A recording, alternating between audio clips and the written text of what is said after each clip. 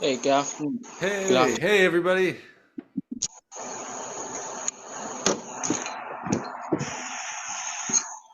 Yeah. How's it going? Good. Awesome. Yeah, it's cool to see Hiroki on the call too. Yeah. Yeah, so Kirsten, Hiroki is a guitarist that I know just through New York stuff. And we've worked together a little bit in the past. So, yeah. All right. So I guess the way that we can structure this is basically we can just kind of go by question or topic. And so yeah, it'd be cool. I guess because Kirsten and I've been talking a lot lately.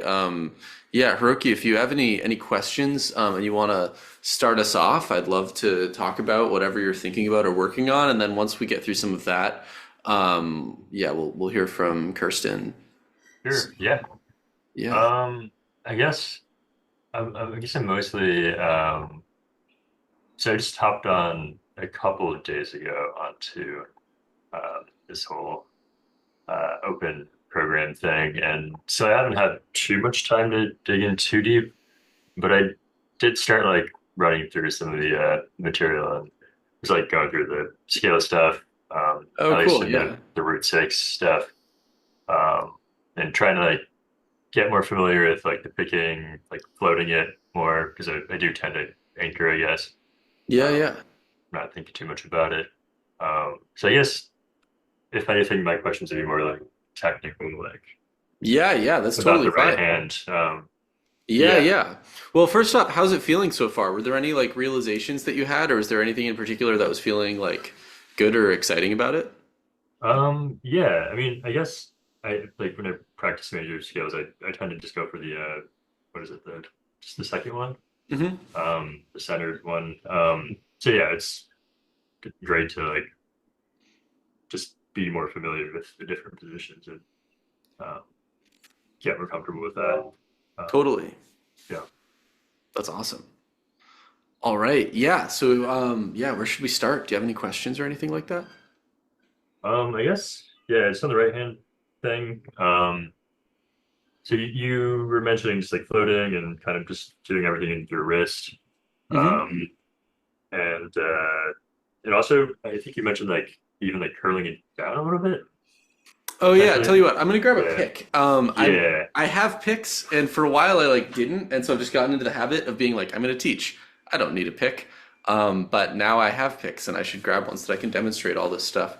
Also, actually, just really quick for Kirsten, we've been talking about doing some piano stuff, and so we can definitely get to that tonight. I'm sorry we didn't get to that last time, so it's gonna be good. But yeah, for now, I'll grab a pick and I'll demonstrate some pick technique stuff, and yeah, I'll be right back. Just gonna grab that. Cool. Yeah.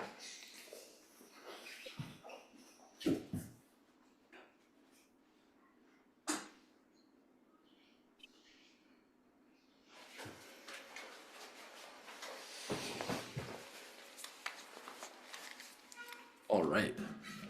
Yeah. So I forget what exactly I said in the first in the stuff that you've got access to, but Mhm. basically, yeah, I'll just give you my spiel about pick technique. So for a long time, I kind of would like mount my wrist like this while I Mhm. played because it gave me some control initially.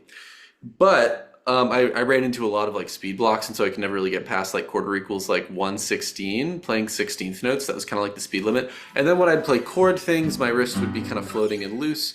When I'd be playing more like funk things, like my wrist would be kind of loose. And even when I'd play some like blues things, I'd need to like mute all the strings because I didn't have accuracy really. I could make these Mhm. big sweeping motions, but I was making bigger wrist motions. And yeah, so I ran into this crazy kind of like speed block. And it was really when I was, I think, 21, 22, I started transcribing a bunch of Django Reinhardt and I started learning a bunch of like bluegrass tunes. And as I was doing that, um, I basically was realizing that there had to be a reason that there were all these people who could play way faster than me when it didn't seem like, there was nothing like magical. Like they didn't seem like geniuses or like people who were like just on another plane. They seemed like really normal people who could just do this thing that I couldn't do. So I started really paying attention to people's wrists, and I started seeing both in this one video of Django Reinhardt, there are only like maybe there's like one, maybe there's like two or three videos of him actually playing guitar because Mhm. He was just mostly active when that was like pretty rare technology. So I got some stuff from him and some stuff from talking to bluegrass players, watching videos of some bluegrass players who are really like high level people that I knew. This guy Brian Sutton, who's like one of the great bluegrass guitarists, kind of. I didn't get to talk to him about it personally, although I knew him a little bit personally, but or know him a little. He's still alive, but we haven't talked in a minute. But I was talking to this one crazy bluegrass mandolinist about this, and basically his thing is that he keeps his wrist. So this is also a thing when Django's playing, where with Django, basically his wrist is just like this. It's like crazy. It's like so relaxed, and he's still, I'm holding the pick like this. I believe he's also holding the pick like this. So you've got pick on your thumb, curl your fingers around like that, right?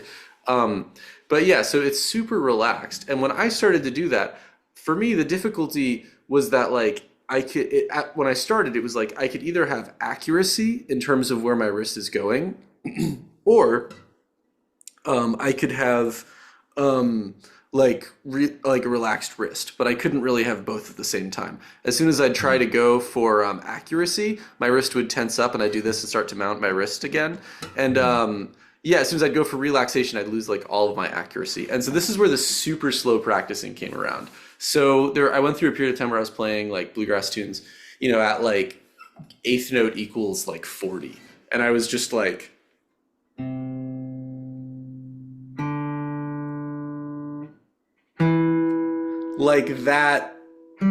that slowly, just trying to keep my hand relaxed. And it like drove me insane.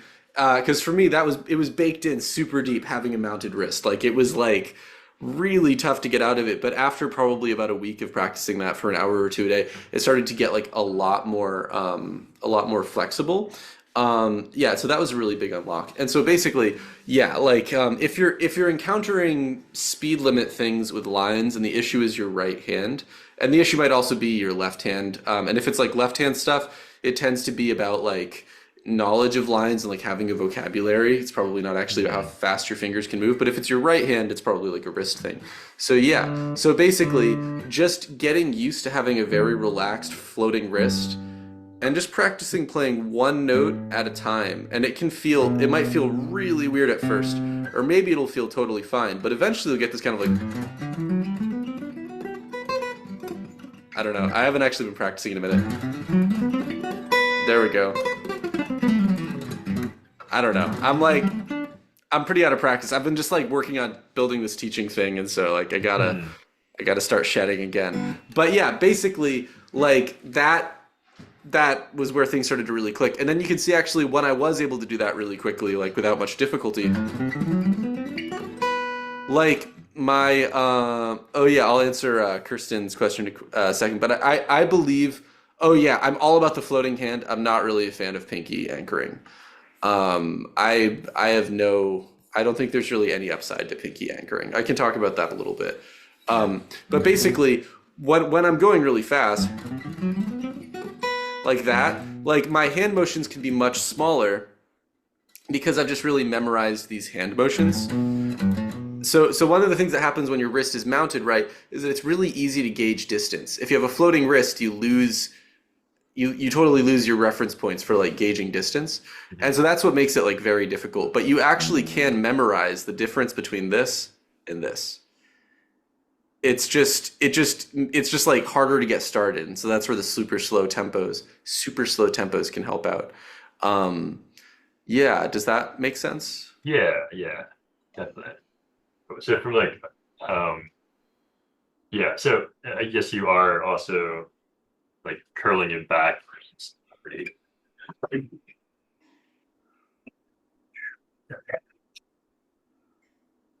Not go down at all. But you're like curling it down. Oh yeah, that's a good as well. Yeah. Okay, so the reason for the curl is just that, like, let's say that your hand is like this, like you're just holding your pick, and it's like you're going to shake somebody's hand, right? So can you do this with your hand? Yeah. Okay, cool. So you're doing this.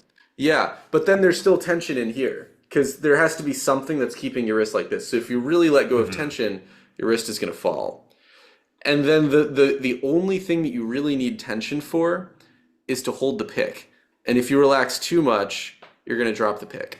And so actually, kind of a side comment on that is that I was asking my friend who is this like, well, I think my pick just went under my couch, but that's fine I'll just get it in a sec. But I was asking my friend who's this like championship, like bluegrass championship winning like mandolinist, like when you're practicing like that, like don't you drop your pick? Because I was having a problem with that. And I was like, how do you not drop your pick? And he was like, I drop my pick all the time.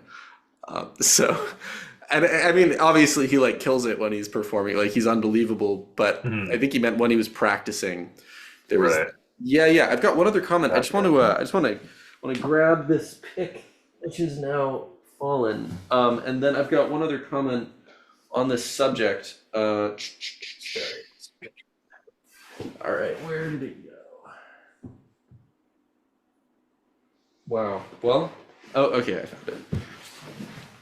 That's what I get for just like dropping my gear. Okay, so two other quick picking tips actually. I said one comment, there are two comments, they're kind of related. A really crazy piece of advice that I got from this guitarist Joe Morris, who plays like free jazz, and that's basically it, like free jazz and some like free improvised music and like nothing tonal. He is not that interested in tonal music. It's pretty funny actually, like how disinterested in it he is. And he has a really unique style, which is either dependent on amplification or on low volume levels. So if you want to like project with an acoustic guitar, this technique's not going to work. But a tip that I got from him is that you can also get pick motion by like moving your fingers like this. So like,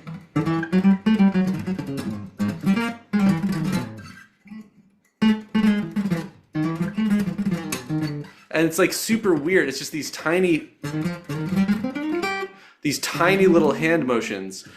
And I think really for me to play accurately, like I'm using a combination of the relaxed wrist and then kind of fine-tuned finger motions. But that was just an interesting thing because that can be the last thing that'll just like push you a little bit further. And so then when I've practiced things that are very tempo dependent, there's something else that I noticed that's happening, which is that when I'm playing and I'm playing at the edge of my technique, my hand wants to relax, but I have to hold on to the pick. So what happens is that these fingers start to like droop out.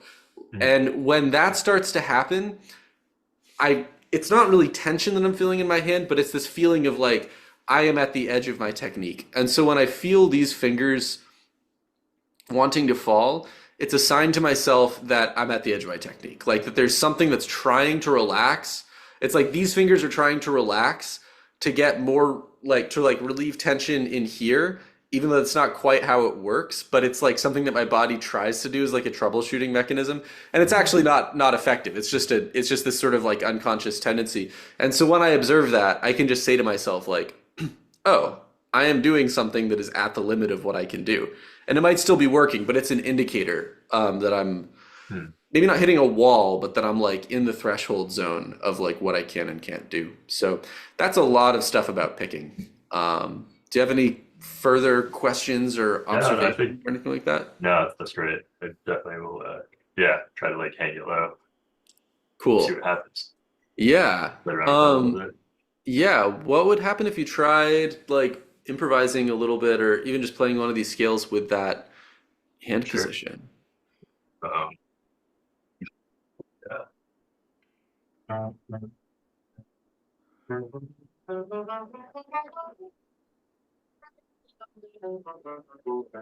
Cool. Okay, I can see your left hand pretty well. I guess so I can see your right hand. Yeah. Deliver this. Cool. Are you at the woodworking studio? I am in the shop, yeah. Nice. Some blur off. Cool. I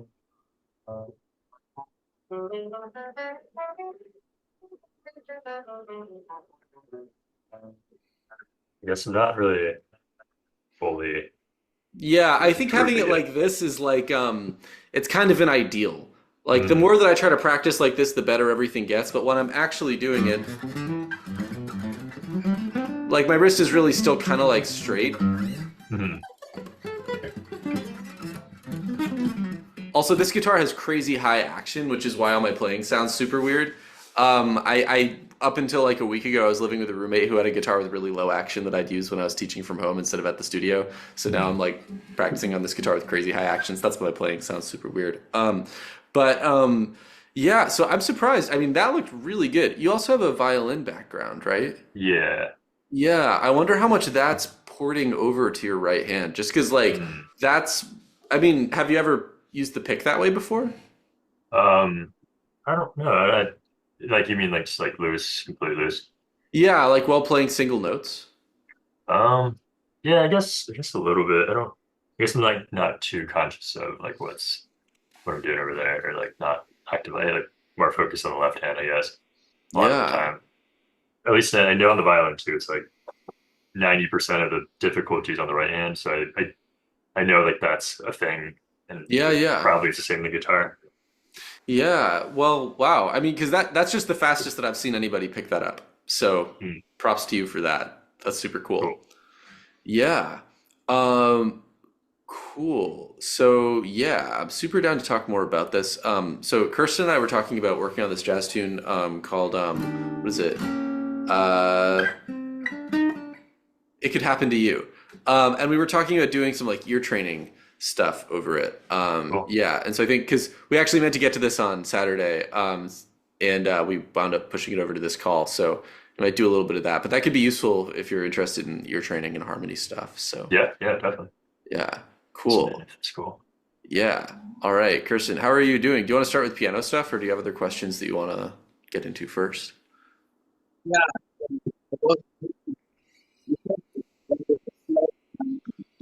Oh wait, I'm not quite hearing you. Hiroki, could you try muting? Yeah.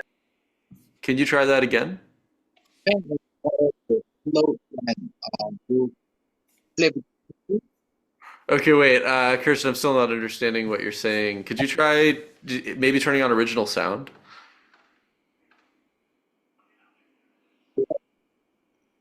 Hmm. Maybe try talking a little bit more? Hello? Okay, yeah, maybe a little bit more. Hello? Okay, I can hear that. Cool. You think it's better to do float and use your pinky? Right. Okay. Yeah, yeah. So the pinky thing, I think maybe I'm further away from it because I've never used it. I was never taught it.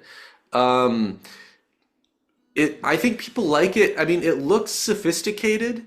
Like it's a very like not like rock guitar technique. So like when you're doing it, you look like sort of not a rock guitarist, which can make you look more like a jazz guitarist or like a sophisticated guitarist, which is kind of cool. I guess Mm, I think it's a way of being able to gauge distance. So it's like if your wrist is mounted, that's a way to tell where you are. If your pinky is mounted, you still have some way to gauge distance that's easier. The floating wrist, I think, is harder to start with because you can't really gauge distance as well. Because there's nothing to, it's just like basically this or this, you know? So the only thing you're really feeling that's different, I guess, is the amount of tension in here. Does that make sense? As like this is the only way to really tell where you are without looking at your hand. Just like the amount of tension in your wrist, based on how you're angling your wrist when it's floating. Okay, wait, one more time. Sorry. The float and I'm sorry. I might need you to type this.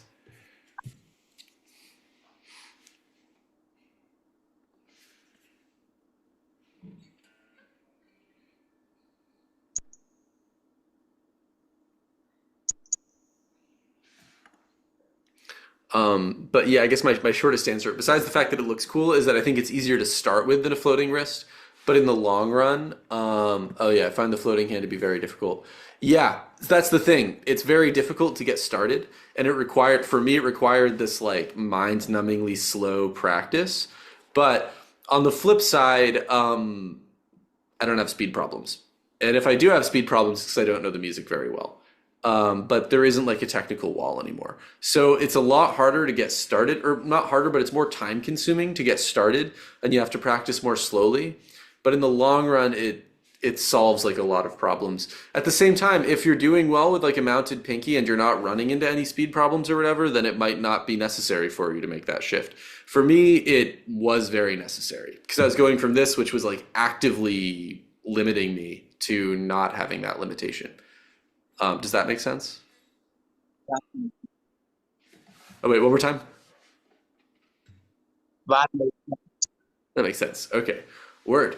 Um, all right. So I'm thinking next up we could do for Kirsten we could do piano stuff. Hiroki, how's this feeling? Do you have any other questions, or is there anything else that you're thinking about?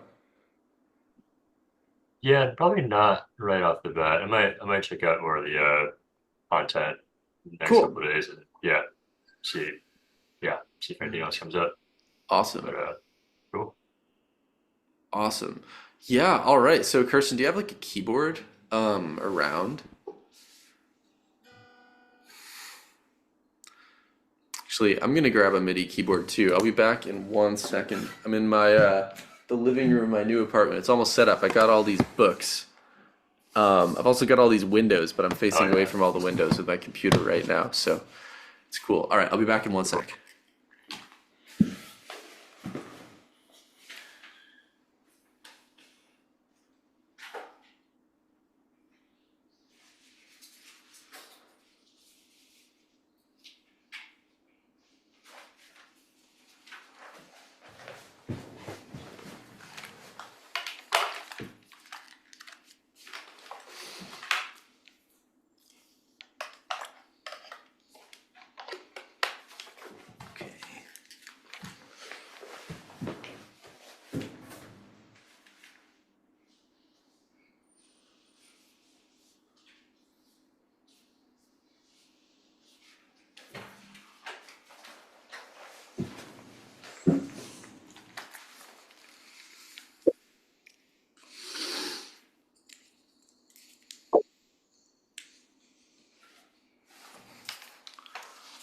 Actually, I guess really quick, Oh just a yeah, yeah. second. The thing you mentioned about like stick the thumb on the back of the guitar, I Oh guess yeah.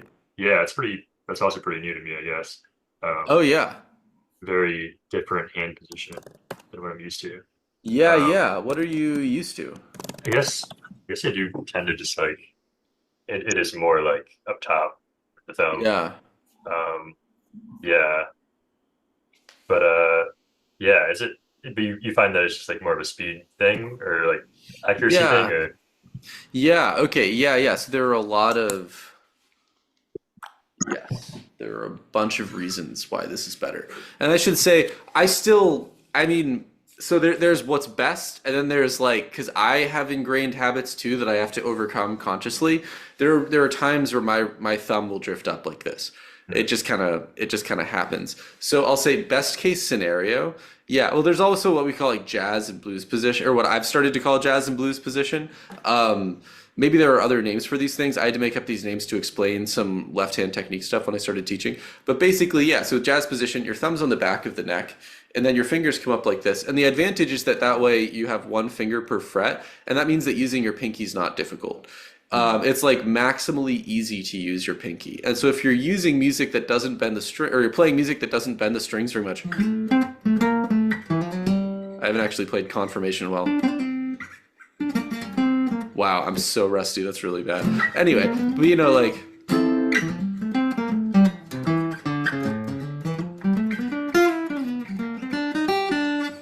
see, I'm switching already, but basically, Hmm. anytime you're using your pinky, um, this is going to be a lot easier. And the reason for that is that as soon as you bring your thumb up and over, you start having slanted fingers, it gets harder and harder to use your pinky. But the flip side is that when your fingers are slanted, it's a lot easier to bend strings. And so basically, yeah, I've started to recommend for students this sort of hybrid technique where if you want to bend strings, it's good to go like this. If you want to use your pinky, this is best. A lot of people kind of still default to having their thumb come up over, and like I've wound up doing that like many times. It still happens to me when I'm not really thinking. But if I'm consciously practicing something, I will really make an effort to be in jazz position. Hmm. It's because it's just going to be better. Like just so I can use my pinky a lot more. Yeah, does that make sense? Yeah, yeah, Cool. definitely. Cool. Yeah. Awesome. Yeah. All right. So we're talking about it could happen to you, and I actually grabbed a MIDI keyboard. So I'm going to be able to share original sound from Ableton, and so I'll be able to demonstrate some of the techniques that I'm recommending for getting into harmony. So, yeah, so Kirsten, I'll just kind of bring you up to speed here. Because I'd started talking about how to do this, but we weren't super clear on it. I think I was trying to explain it really quickly at the end of a lesson.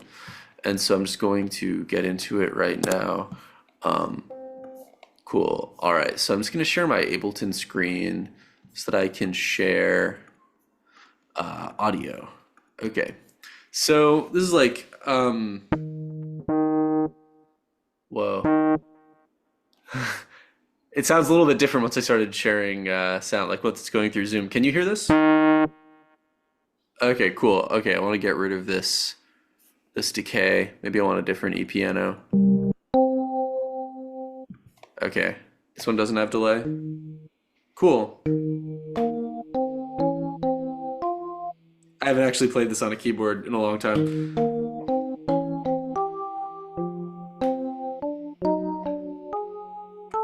Ah, wow, lots of mistakes in here. Anyway, we're not really talking about playing the melody left hand and right hand, but what we are talking about. Okay, so the first two chords of "It Could Happen to You" are an E flat major 7, and then the next chord is an E diminished 7,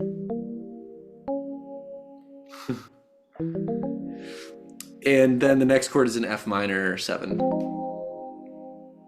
And so, the last time, or one of the last times that Kirsten and I were talking, it kind of came up that Kirsten wasn't super familiar with applications of like the diminished scale. Um, and so we talked a little bit about the diminished scale. And Hiroki, if you want, I can like kind of bring you up to speed on the diminished scale. But basically, the quick summary of this is that this E diminished 7 chord that's leading into this F minor 7 chord, and "It Could Happen to You," is it's really functioning as like a C7. And also, side note to anybody that might be watching this later, because we're recording this, if you don't know about this, don't worry about it. Like, if you come to one of these calls, we can talk about it. So that's just for the posterity's sake. But I know that Kirsten and also Hiroki, you're both like pretty kind of harmonically inclined folks. So anyway, so basically we had already talked about how this E diminished 7 chord is really basically a C7 chord that's leading to F minor 7. So then we were talking about how to play over this harmony, how to improvise over this harmony, not only by playing notes on the guitar that are in the scale, so just following the instrument and trying to remember what the next chord is and hoping that you can keep it all in your head, but how to play through this harmony by ear. And so, I really wish I had like a camera that could shine down on this keyboard. Maybe that'll happen at some point in the future if I get really fancy with it. But so basically, what I like to do, because like on the guitar, it's really tempting to just play a bunch of notes, play these wide leaps, like play all over the fretboard and stuff. And there's a place for that. But when dealing with really sophisticated harmony and trying to build like our aural conception of what's going on, it can also be really helpful to just like really restrict register. So what I'm going to do, I'll tilt this down. You're going to see my keyboard like, I'm flipped left to right, but this is E flat. And I'm just going to try to outline this harmony by playing somewhere between E flat, F, and G. So we've got, and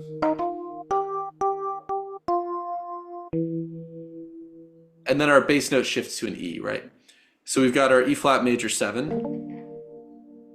And I'm just going to try even singing over this. Ba-da-da-da-da-dum. 1, 2, 3, 3, 2, 1 over this note. And then we've got this E in the bass, right? So the key that we're playing needs to change. And so, oh man, okay. I want to give you a good entry point here. I haven't lectured on this specific topic before. Yeah, okay. So rather than thinking about it as being rather than thinking about it as being an E in the bass, I'm just going to convert it for now to a C7. And then we can think about it as being an E diminished later. So for now, for Kirsten, I'm just going to have you try to sing ba-da-da, just like with E flat, F, and G over this E flat in the bass, and then when you play the note C in the bass, your options in this range are going to be E, F sharp, and G, right? Because like in the C half whole diminished scale, I might be jumping too far ahead here. You know, let's actually not use the half whole diminished scale yet. Let's just use a C triad. And then we're going to lead to an F minor. So yeah, Kirsten, can I just hear you kind of play over, like in a, man, I'm not doing a good job at explaining this right now. I haven't really jumped into this stuff before with a student using the keyboard. Yeah, okay, so Kirsten, I'm just going to have you play, in the range E flat to G, play over the chords E flat, major 7, C dominant, and then F minor. Does that make sense?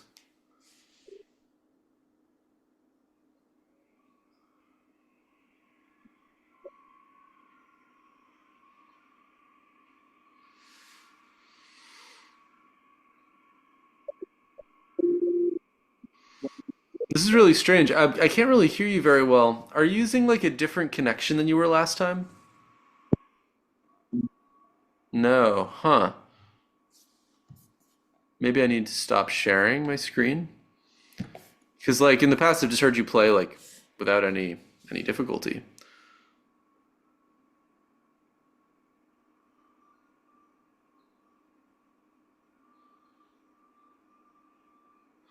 Hmm.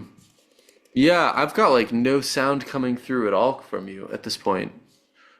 Um, yeah, and you're on your phone, right? Hmm. Do you have like live? Okay, I heard a little bit of something. Let's talk about audio settings here. So, do you have like live performance audio turned on?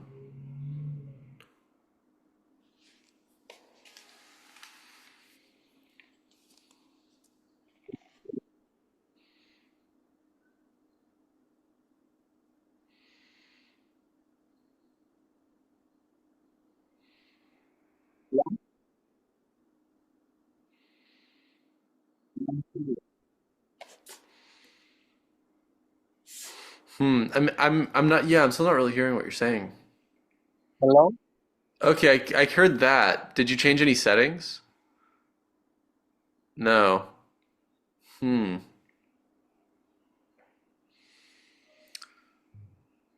Do you think it could be like a connection thing? Like, is your internet connection different than it was last time?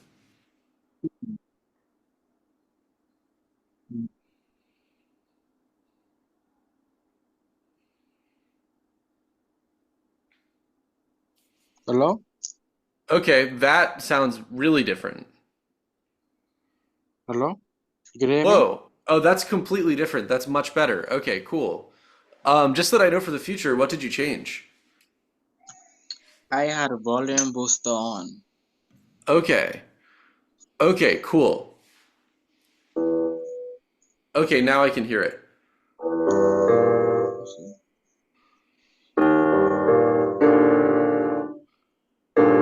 I want me play 1 3 5 1 2 3 5. Yeah, yeah, yeah. Let's start there.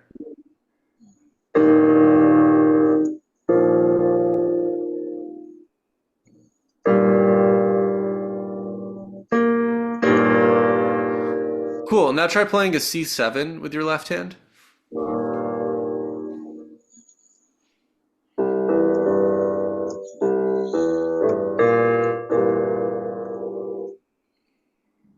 Okay, cool. Now try improvising over the C7, even just using chord tones with your right hand.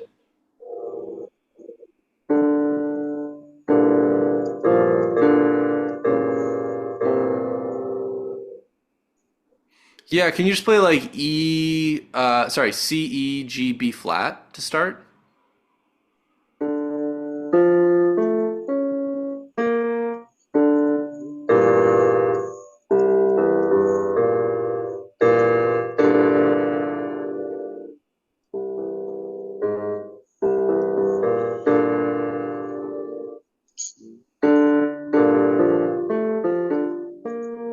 Like that?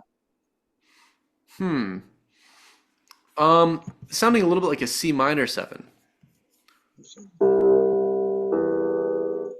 Oh, there we go. That okay, cool. That's good. Yeah.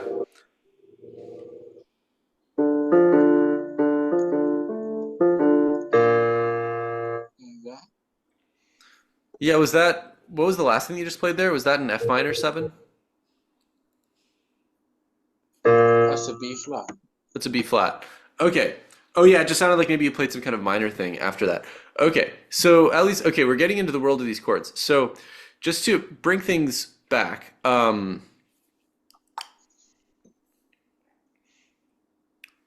to think about how to talk about this. Okay.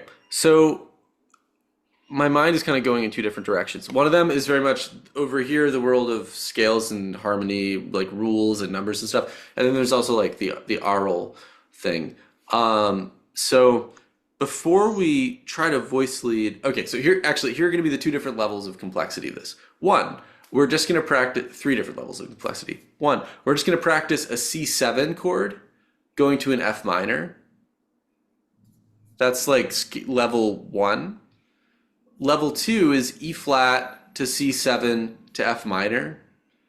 And then level 3 is E flat to E diminished 7, which is the substitution for the C7 over to F minor 7. So for one thing, if you were to try to just improvise over C7 going to F minor, do you have the tools with which to do that on the keyboard? Or like where would you start? You mean do I have the knowledge? Yeah, yeah. Nope. Oh, okay. Playing a C7 to an F minor? My hands can't move quick enough. Oh, okay, I got you. But can you do that on a guitar? Yep, yes, sir. Okay. Um, okay. So the reason that I'm just thinking out loud here. So the reason that we've moved over to the keyboard is because we really want to practice singing. So it's not really so much about right hand speed as it is about being able to double check intonation. So let's just start off with a really simple phrase that would be like C7 going over to F minor. And okay, and we're gonna start off with like C, like Mixolydian over the C chord. So like we can just even do 1, 2, 3, 5. So here's what it'll sound like. I'll share my screen. Okay, so it's gonna be like this. Duh. Okay, so that's just 1, 2, 3, 5, C, D, E, G, going over to F. But what I'm going to try to do now is just test my ear, test my intonation by singing it. And I know that I'm not cheating. I'm not just singing random notes by putting my hand over the key as I sing it, but without playing the key. So this is what's going to happen. I'm going to play the bass note. Ba da da da da. So let's just start off with having you do that. Does that make sense as an exercise? So I have to play the root note of C and sing 1, 2, 3, 5. Yeah, yeah, and then resolve it to F. Da ba da da da. Ba da da da da. C. That's it. Yeah, yeah. Okay. Now, could you sing another phrase on the C7 that's going to resolve to F minor? It's like for what I hear in my head. Yeah. Da da da. Ba da ba da ba do da. C.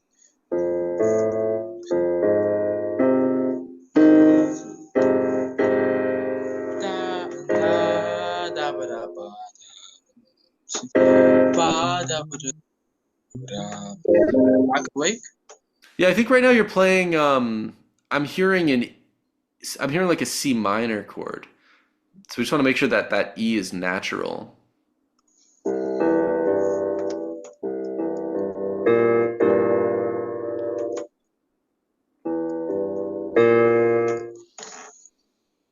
Yeah. Okay, so I heard you sing a phrase.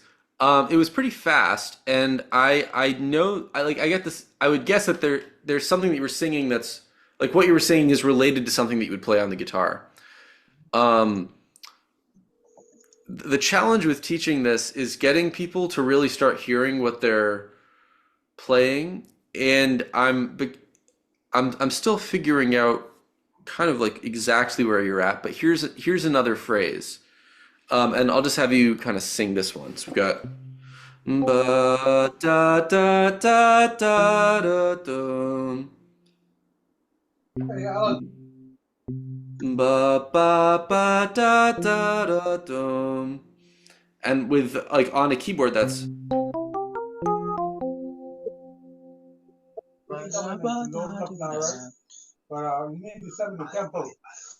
All right, sing it over C. yeah, yeah. So can you see that's just an ascending C dominant arpeggio. Ba ba ba ba ba. And then it's just a resolving F minor triad. Ba ba ba. Can you sing that? Ba ba da ba ba da da. That's it. Yeah, yeah. Okay. So okay, I'm gonna give you another one to try singing. Um and this is gonna involve a flat nine on the C dominant chord.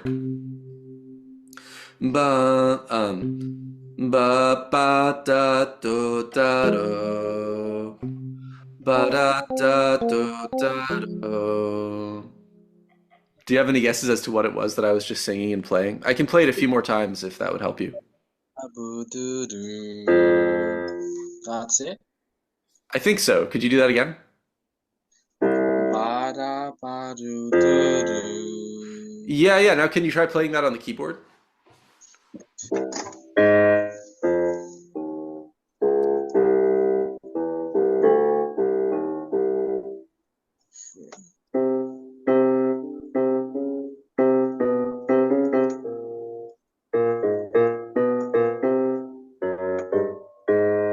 That's it.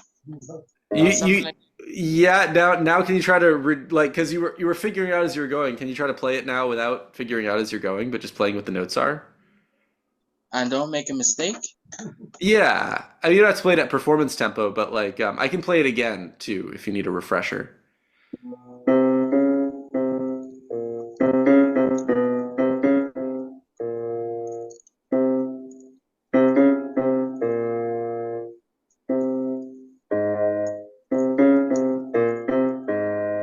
Yeah, yeah, exactly. But da da da da. Okay, so now one thing that happened, I'm just figuring out, I'm just figuring out where you are. Um, you were able to pick up the melody as just this floating thing. Like you were able to sing it back immediately. So you had the fragment of melody already, but figuring out how it related to the chord was murky.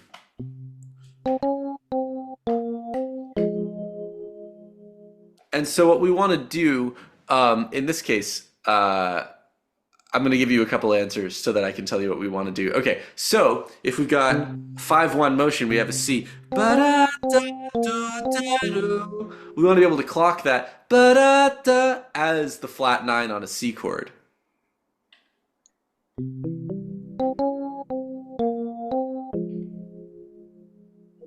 Saying is I need to know the intervals I'm singing, right?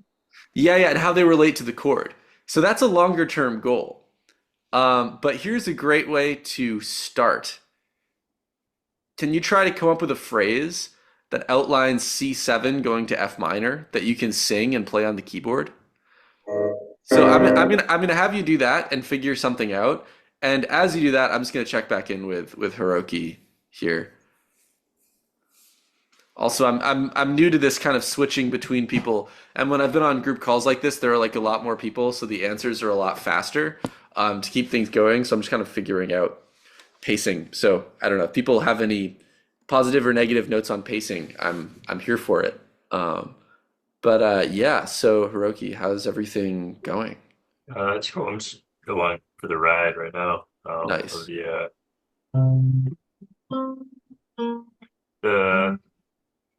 The the flat nine in that C7, like the flat nine's not ordinarily in that scale, correct? The Mixolydian. Right. Okay. Yeah. Yeah. So this gets into something that Kirsten and I just started talking about last time. Okay. So, oh man, that's a great question. This is cool. This is like high level stuff we're talking about today, which is super fun to teach. Okay. So basically, yeah, so within the Mixolydian mode, we don't really have a flat nine. And so the thing is that when okay, so this isn't jazz specific. This comes up in a bunch of different types of music, including classical music and like older forms of pop music. Not so much pop after like 1965 or whatever, unless people are like trying to sound old school. But so it's not jazz specific, but I'm going to give a jazz specific example, which is that in jazz you have 2-5-1s, like, and I believe you nodded in a way that indicates that you're familiar with the idea Yeah, of the 2-5-1. more or less, yeah. Yeah, yeah. Okay. So, but then kind of the step beyond that is that there are major 2-5-1s, Mhm. and then there are also minor 2-5-1s.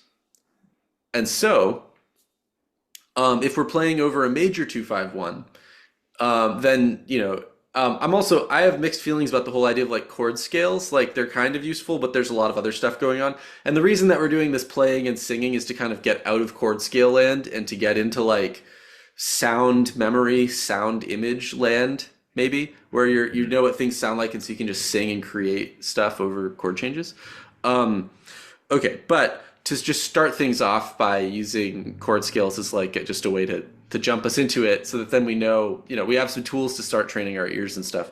Basically, in a major 2-5-1, we're resolving to a major chord or to a major 7 chord. So over the 2 chord, we can play Dorian.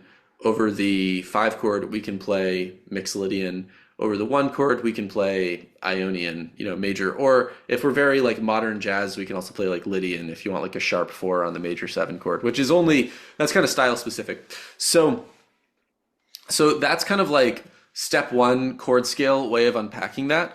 I have a lot of reasons that I'm pretty mixed about use of chord scales, and I think a lot of the best jazz musicians and also jazz educators have mixed feelings about it. Like this pianist Ethan Iverson from the Bad Plus or formerly of the Bad Plus, has a lot to say about chord scales. Basically, the critique is that if you learn a scale, all the notes are treated as if they're of equal importance when they're really not. And this becomes really important when we talk about minor 2-5-1s. So basically, when we're outlining any sort of harmony, really the chord tones are of a different like weight than non-chord tones. So do you know what I mean when I say chord tones and non-chord tones? Um, the was it the 1-3-5-7? Yeah, yeah, exactly. Yeah, yeah, versus the other ones. I say they're of a different weight because the 1 feels very rooted, the 5 feels very rooted, and the 3 and 7 want to push somewhere. Like if I don't know, to play a 2-5-1 in, I don't know, in C, I just played, I'm over a D minor 7 chord, played D F, which is 1-3. And then when I hold that note F, which is the third of the D minor 7 chord, and I go over to G, and then that's the 7, right? That's still a tension, so it wants to resolve. But basically, we've got 1 and 5, which are anchoring, and then we have 3 and 7, which are like tension resolution. And then we have all these other notes that just are of a secondary weight. Like all the other notes, the non-chord tones, are almost like tensions within the chord. Like they're tensions that want to resolve back to the chord tones. So when we think about the non-chord tones, are almost going another layer of like tension deep from just like the skeleton of the harmony, which is like chord tones. Does that make sense? Yeah. Okay, cool. So, yeah, so just a way that I recommend working on a lot of harmony involves a lot of singing. Just that you're really learning, because if you're trying to sing all these things, it's all very apparent. And if they're all just points on a grid that you're treating as all being equivalent, then it can be very murky to figure this stuff out. So this becomes really important when we start talking about minor 2-5-1s. And here's why. Okay, so this is also, side note, this is also very related to like why people talk about bebop musicians, like not post-bop, but like 1940s, maybe early 1950s bebop musicians not really knowing chord scales and only knowing like the major scale and like arpeggios. Has to do with exactly what we're going to be talking about here. And so like just in jazz history, chord scales really came up in the early 60s. When people started using them as like a compositional device. Like Wayne Shorter wrote music that really called for scalar thinking. I guess modal jazz probably starts with Kind of Blue. But yeah, so that's just like that's an invention that was stylistic, and then all these jazz education teachers who were trying to get all these teenagers to sound like they could play jazz, like we're like learn your scales, and it kind of works, but it doesn't get you all the way there. Anyway, okay, so we've got minor 2-5-1s. We are no longer in a major key, so our one chord is minor. So this is a C minor chord. And then also a modern jazz convention, and this doesn't, this is more style specific, and different people will deal with this in different ways. But basically, a modern jazz convention is to play a minor chord with a major 7 to indicate that it's the one chord. And that's like so style specific that even when I'm playing jazz and playing tunes that are in a minor key, I no longer really do that. I'll just play like a minor triad basically, but just space it out in a way that sounds cool, just because it sounds very jazz school. But it can be helpful to know the cliches. So our one chord, what's really important is that it's a minor chord with a major 7, and the major 7's like the leading tone. So there's that resolution built into it. Whereas if you have a minor 7 chord that you're using as your 1, then this doesn't have the same feeling of like we've arrived. Like it's neutral in a way. It sounds like a chord that's in the middle of a sequence. Like it sounds like a 2 chord or a 6 chord or something. Does that make sense? Yeah. Right. Major 7.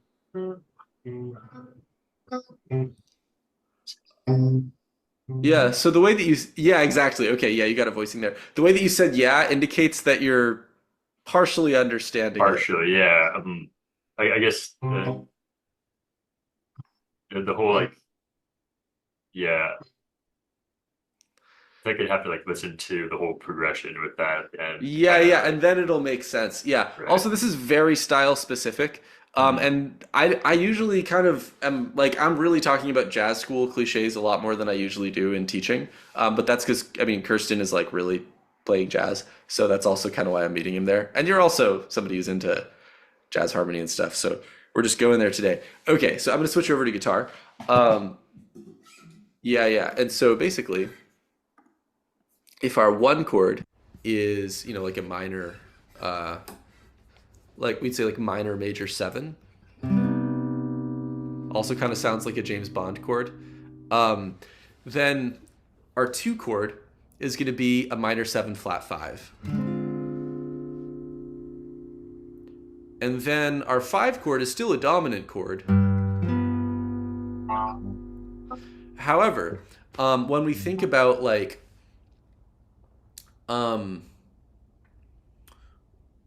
once we get beyond, okay, so once we get beyond the chord tones, because we have our dominant arpeggio, and that's all fine. And it's important to have that major 3rd because that's what's going to resolve back to our 1 chord. But we're going to talk about now scales to deal with the 5 chord in a minor context. So first, I'm just going to play arpeggio phrases over a minor 2-5-1.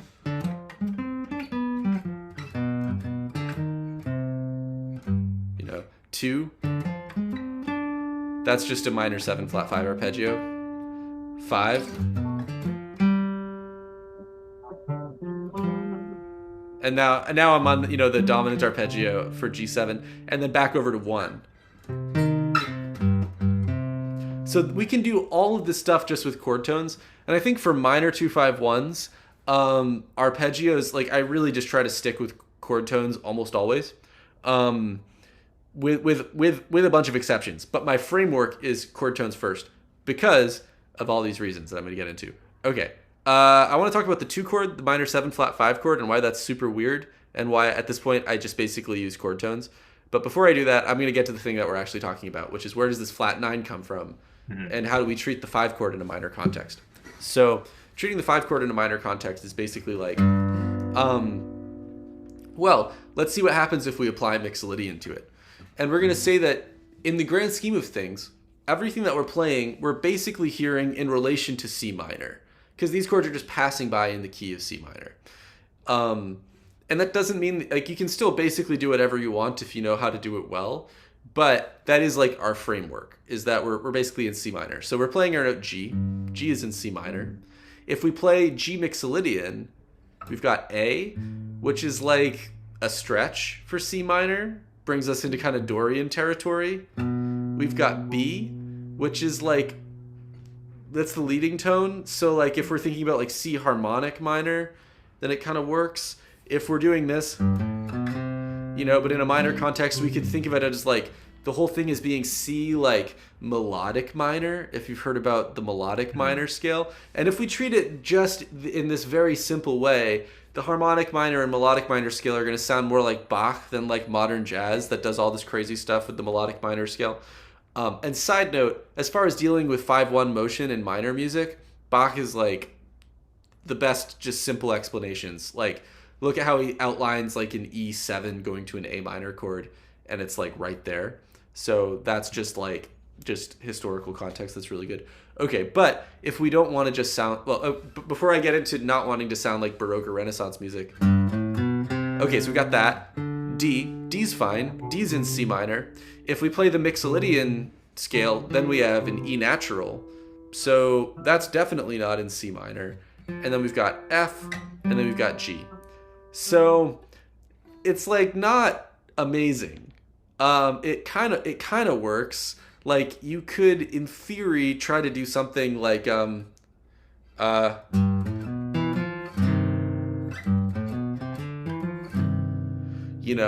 like, and maybe in the grand scheme of things, you'd hear the E natural going to the E flat as some kind of like bluesy, kind of ragtimey thing, like maybe.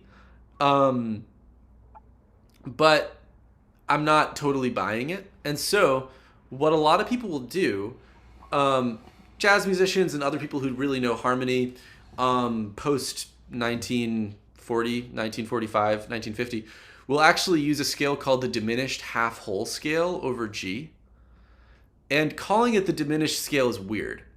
Also, I'm just making sure that okay, cool, yeah, we're recording this. So calling it the diminished scale is weird because, like, we think of the diminished scale as this, like, exotic scale. It also gets called, like, the octatonic scale.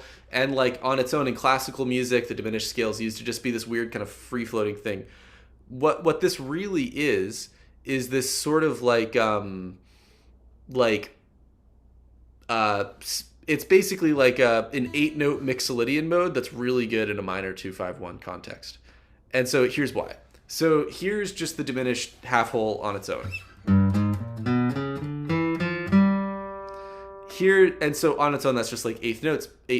But if we think about it as being like relating to the 5 chord in this minor 2-5-1 context, we've got 1, we've got flat 2, aka flat 9, we've got sharp 2, aka sharp 9, 3, and then, and side note, in bebop, that's about as far as they take it. Like, they don't really use the rest of the, like, they'll focus on that region of that scale. But then we've got C sharp, aka sharp 11, and that's more of like maybe initially like a Thelonious Monk innovation that gets a lot bigger in the 60s in jazz harmony. And then we have perfect fifth. We still have that E natural, but again, the bebop people just kind of stay away from that.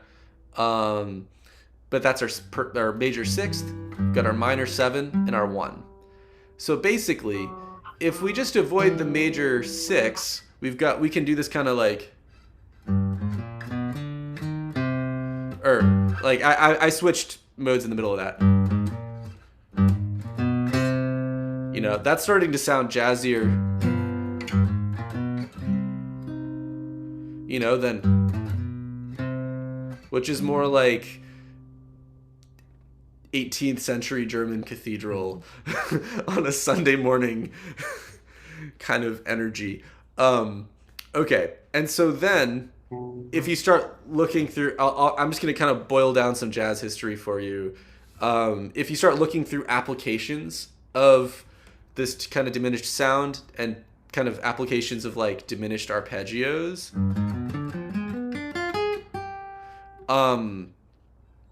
you'll see a lot of bebop musicians really just using the flat 9 and maybe the sharp 9 going to the to the major third.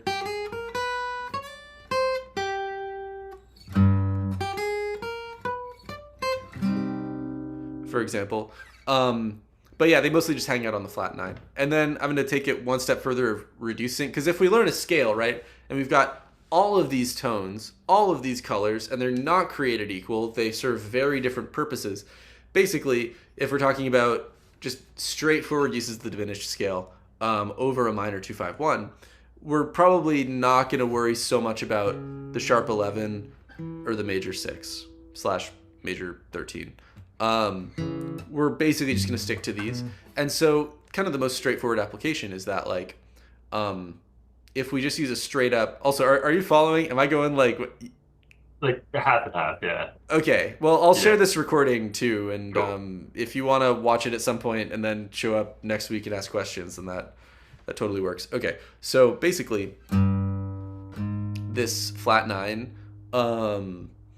So basically, if we're playing a diminished, just kind of a classic diminished chord arpeggio, it's just like rising minor thirds, right? Does that make sense?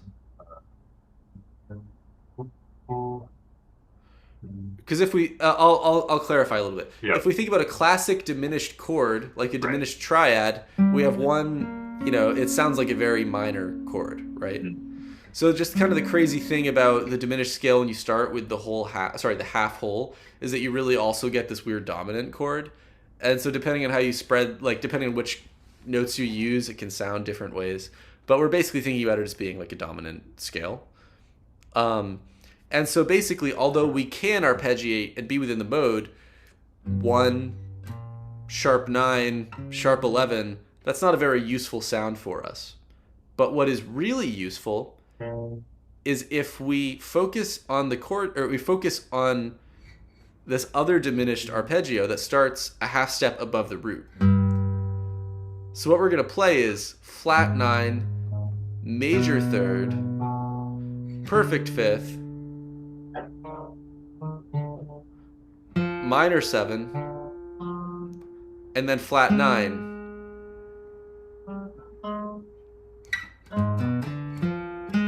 And then we can resolve that down to the perfect 5th of the 1 chord.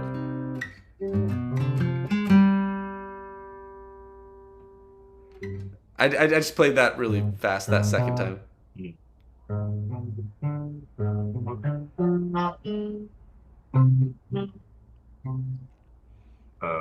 Resolves to the major minor. Is it? Oh yeah. Or just to a C minor triad. I kind of just thinking about it as being a C minor triad because the major 7 is kind of unnecessary complexity and detail often for what we're trying to do.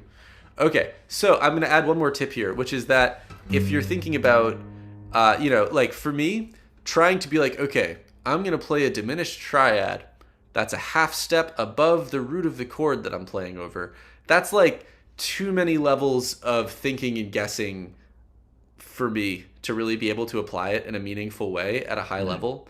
So the long-term way to internalize it is to practice the scale and to practice visualizing it until you can just be like, oh yeah, flat 9, major 3, perfect 5th, minor 7, flat 9, and then resolving to the 5, the 1 chord. Like, that's great, but often when I'm playing, I'll actually pass by the 1 chord in a melody. And as soon as I play that note G, I'm anchored. Like, I'm like, oh yeah, this is the flat 9. So I'm not like trying to simultaneously visualize G and A flat. I'm able to visualize those other notes in the arpeggio as just being part of a scale that's connected to G, which is a lot easier than trying to like hold an arpeggiate 1 chord over another and try to like... Some people talk about doing that, but the only way that I've ever learned to do that is by learning to be able to really visualize and perceive them as one thing.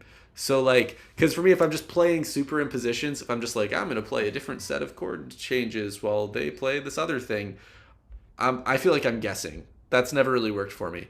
Unless I've practiced it so much that I can like actually see it as being the same thing.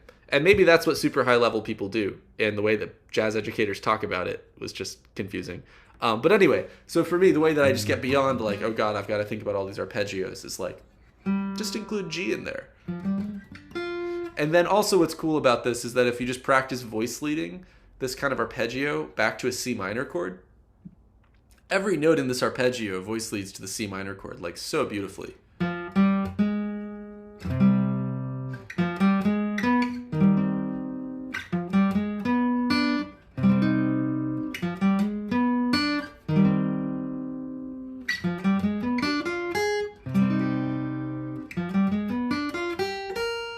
Nope. You know, so you can have a lot of fun with just exploring voice leading that.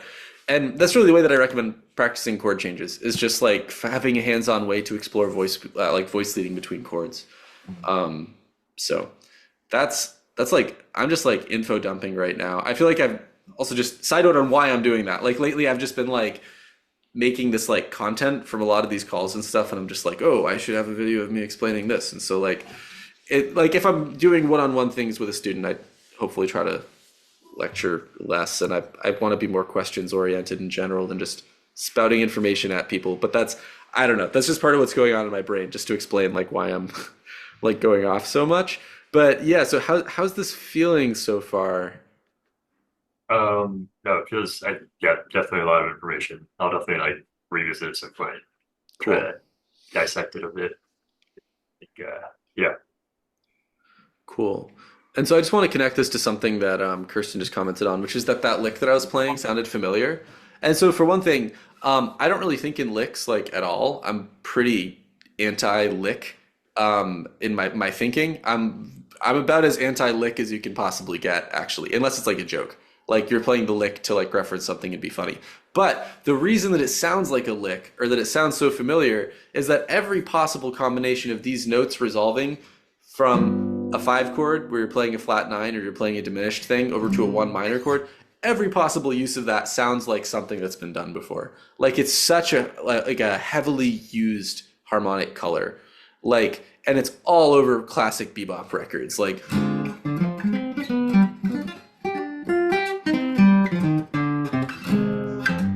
and then there's some major 2-5-1 over to like an E flat major 7 chord or something. Basically, what I did was I just played an arpeggio that was outlining the minor, the minor 2, and then did some diminished stuff over 5,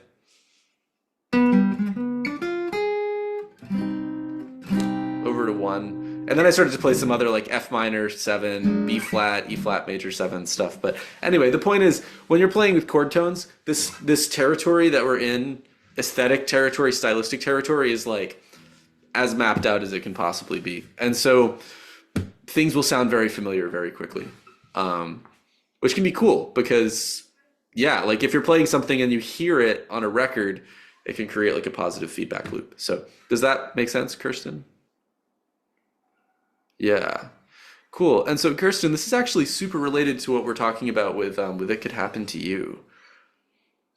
Um, so yeah, super down to talk more about that. But yeah, wow, I'm just like ranting right now. How's everybody feeling?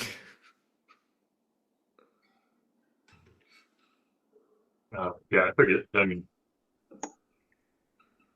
Cool. All right. Yeah, so Kirsten, do you have questions, or how are you feeling? I did what you said. One more time? I practice. You practiced. Okay, cool. Which you've been practicing a lot. What things have you been practicing? Oh, I mean, when you told me practice in the background. Oh, to practice. Oh, yeah, right. The lick. Oh, or the phrase. Yeah, yeah. Okay. What phrase do you have for the C7 going to F minor?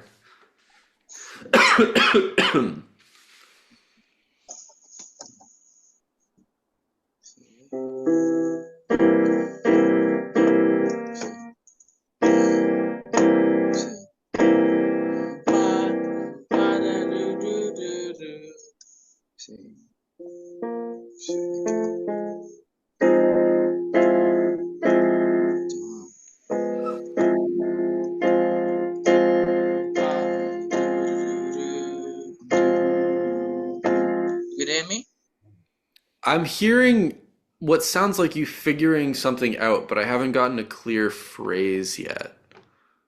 Wait, you wanted me to actually play the phrase on the piano? Or I was supposed to Um, sing? Yeah, yeah. Well, both is good. It sounded like you were trying to figure out the phrase as you were singing it and like double checking it on the piano. Yeah, I guess if you could just play the phrase by singing it or playing it on the piano, either way is cool. Just so I can hear what it is, and then we can talk about it a little bit. I haven't trouble playing the chords. Oh yeah, what if you just play the root notes? Okay.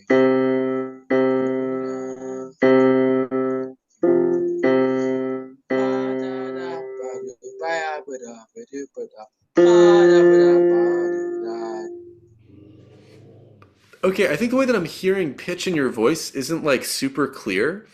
That doesn't mean that you're not hearing it, but maybe if you could like emphasize the pitches more or sing it more slowly so that I can really hear every note, that would be really cool.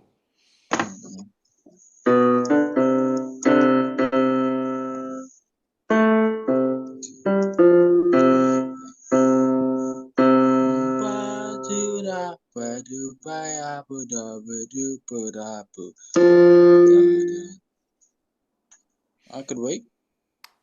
I think so. Um, I don't Should I want play? to.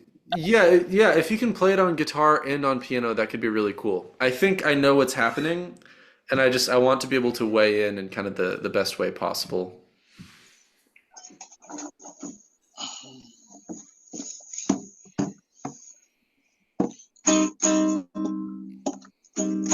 You can hear me? Yeah, yeah.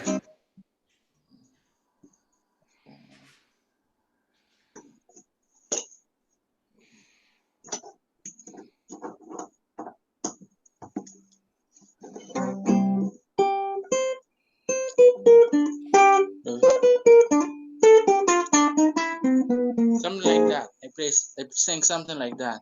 Mm.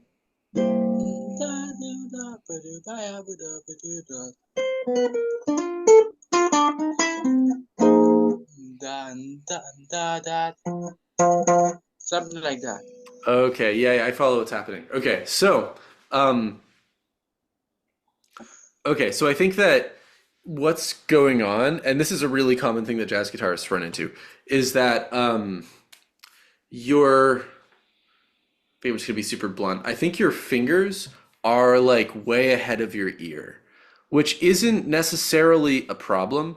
But so when I first got to music school, I had a teacher who was really intense about like basically being like, if you can't definitely sing something, then you can't play it, which is a very hardline stance that most people who really play at a high level disagree with. And that's probably why that teacher was a teacher instead of somebody who like performed a lot. But it was a very useful kind of counterbalance to a lot of guitar education that's just like play a million notes, right? So, um, okay, so I think what's going on is that as you're singing this phrase that you were just singing while you're playing on a keyboard, um, you were thinking of the guitar and were more or less singing notes that would pretty much work on the guitar. And so it's like the voice is kind of emulating the fretboard, or like your voice is imitating what you would play on the guitar, and you know how to play a bunch of things on the guitar because you have all this muscle memory and stuff. Um, and so the challenge often that actually would come up a lot at the music school that I went to, where the teacher was like trying to get these jazz kids who could play tons of notes really well, to just hear, to be able to really tell when were like able to hear what they were playing, like learning to distinguish between things where you're following the instrument and where you're using your inner ear to really have control over exactly what every note is going to sound like. A lot of people had to go through this process of realizing that singing very simple things was challenging for them. And so I think what's going to happen is that like you've got these guitar skills that are super highly developed, and that's awesome. Um, and then we've got these aural skills that are like a little bit, that are not developed in the same way that your guitar skills are developed, which is all good. Like, I mean, this is a thing that I went through and that a lot of guitarists go through. So I think rather than trying to sing a very complex phrase, where like when you were trying to sing it back again later, you were like, it was something like that. Like, what we want to do is go from a complex thing where you're like, it was something like that, to like a simple thing that you are like 100% like, this is what it was. And so I think starting with very simple phrases can be good. And it doesn't Uh, have to be tall. It doesn't have to have a bunch of notes. You could use like 3 notes. And I'm giving you a long answer here because I just want to create some context for like the journey. Because like I went through this thing and yeah, and like and just side note, great listening reference here would be like Louis Armstrong.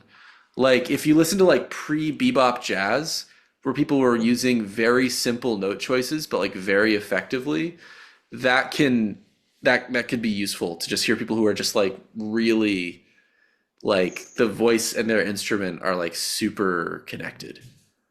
Um, I'm giving so many speeches today. But yeah, so if you what if you tried to sing like a 3 note phrase or a 3 note like 3 notes on C dominant 7 and like 3 notes on F minor. So like 3 notes per chord.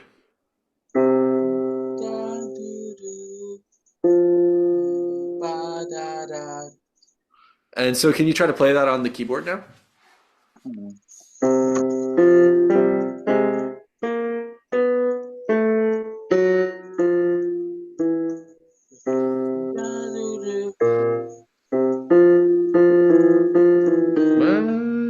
Okay, I'm gonna jump in here and see if I can help you out with this. Ba okay, wait. Ba da da da.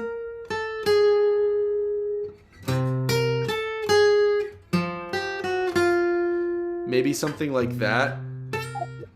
You said that's it? That's it. Okay. So that's a really interesting idea. And I thought it might be something else. Okay, so that's one option. Versus that's not quite it either. Okay, so option 1, what you just played, right? Or what when I played it you said that's it. It was this. Over the C7 chord it's flat 7, major 6, minor 6, and then over the F it's 2, flat 9, 1. And that's a really cool sound. But when I hear that, I do wonder how much you're guessing. Like you're singing something and you're hearing it and it's cool, but I'm not sure if I'm picking up on like a use of harmony that feels conscious. I can say more about this. So the counter argument is that your ear is just on like it's just insane. It's like super highly developed. You're doing super high level stuff that like nobody's ever heard before, which is really cool. Or you're just playing free, like you're just freely combining chromatic pitches, and when it resolves, it kind of resolves. You know, like which is something that people have the option of doing if you like the sound of that. Like you know, like you can just play like a bit of like Albert Eiler or like Eric Dolphy or something in the middle of like a 2-5-1, and maybe there are jazz police and maybe there aren't jazz police, they're going to stop you, you know, but assuming that you're not like, you know, like on, you know, playing, you know, like crazy like 8-dimensional chess with harmony, like it's assuming that you're not like an Albert Einstein of jazz harmony right now, and assuming that you're not trying to play like Eric Dolphy, I would guess that there's something happening here where there's something in that sound that you're compelled by, but I don't get the sense that you're consciously using harmony. Whereas, like, if you were to play this on guitar, you'd be thinking about frets that are available and you'd be thinking about scales and arpeggios and stuff, right? Does that, or like, if you're playing this on guitar, you're thinking about scales and arpeggios and modes and stuff, right? Is that? That's like Oh, I played one more time. that I played that one. Oh no, your sound's getting weird again. We were doing so well for so long. That line I play that a lot on guitar. You play that a lot on guitar? Um, It in the context of like 5 dominant chord going to 1 minor chord yeah, I also play that in my major chord too. over a major chord too. Interesting. Um, where did you get that from? I don't know. Yeah, interesting. Um, Maybe green. one more time. Maybe Grant. Maybe Grant Green. Interesting. Okay. Yeah, because I mean, like, basically, if we zoom way, way, way out, we start on a note that's in the scale. There's some chromatic tension. We end on a note that's in the scale. So in a way, it just definitely works. Like, I mean, it just works. Another thing, though, to consider could be where the chord changes.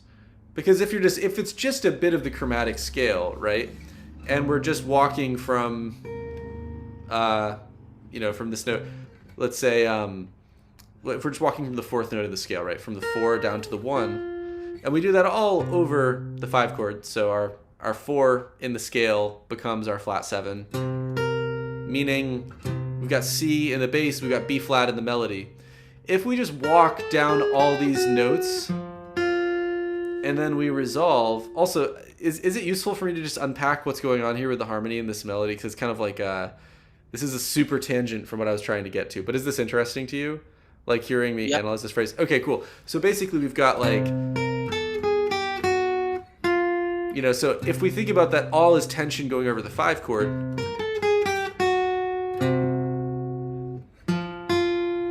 then I kind of think of this as like 7, major 13, minor 13, 5, sharp 4, 1, but it's really just chromatic. The point is, we've got somebody else who's coming in. That's great.